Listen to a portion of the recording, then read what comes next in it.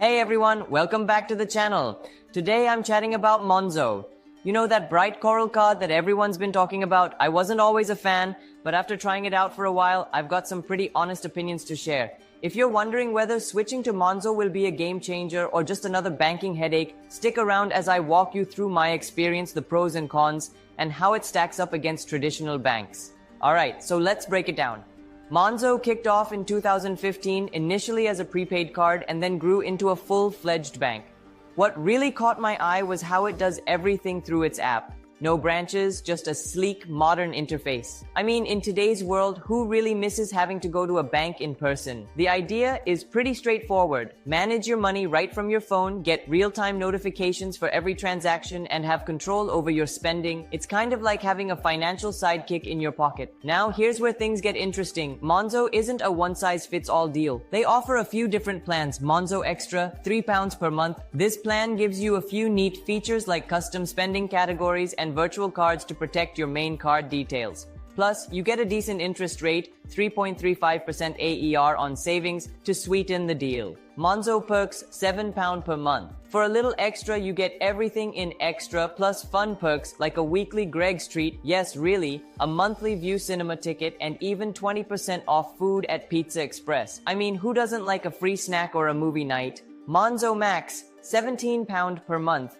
If you travel a lot or just want a bit more security, Max covers you with worldwide travel and phone insurance plus UK and Europe breakdown cover. It also bumps up the savings interest to 3.85% AER, which is a nice little bonus. There are also joint and business accounts, which are pretty handy if you're managing money with someone else or running a small gig. What really stands out for me is those instant spending notifications. Every time you swipe your card, there's a little ping on your phone. It really helps keep you aware of your cash flow without any surprises at the end of the month. Now let's talk travel, something that's super important if you're a wanderlust or just need to handle transactions overseas. I was really impressed with how Monzo handles international transactions. Now, let's talk about card payments abroad. No extra fees at all. Monzo uses the real MasterCard exchange rate, so you're not getting hit with hidden charges when you're abroad. When it comes to cash withdrawals, Monzo gives you some flexibility. In the UK and the EEA, you can withdraw up to $400 every 30 days without any fees. However, if you're outside the EEA, the free limit is $200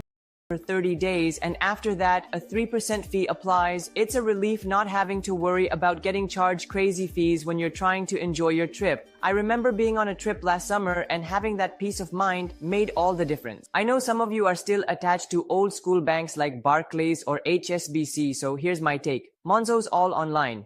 No branches means you might miss that face-to-face interaction if you're used to it, but honestly, for most of us, it's more convenient to tap a screen than to stand in line. Moving on to customer service, Monzo offers in-app chat support, which is pretty handy. Sure, sometimes you'd rather talk to someone in person, but for everyday issues, the app does a solid job. Interest and savings. Monzo's interest rates on savings, up to 3.85% AER, are pretty competitive, especially when you compare them to many traditional banks that offer much lower rates unless you lock away your money. Overdrafts and loans, they offer these too, but the limits might be a bit on the lower side if you're used to big banks. It really depends on your personal financial habits. I've read a ton of reviews online and even chatted with some friends who use Monzo. Here's what I've gathered, what people love. The app is super user-friendly. It feels like it was built by someone who actually gets what everyday banking should be. Instant notifications help avoid those end-of-month, "oh no, where did my money go?" moments. There are no hidden fees when you use it abroad. A huge plus if you're a frequent traveler. What could be better? Some users have mentioned that Monzo occasionally freezes accounts as a security precaution, which can be a pain if you need access urgently. The lack of physical branches might bother people who prefer in-person service. And of course, if you opt for the premium plans, you're paying a monthly fee, which isn't for everyone. I remember when I first switched, I had a couple of minor hiccups with account freezes, but once I got in touch with their support, things got sorted pretty quickly.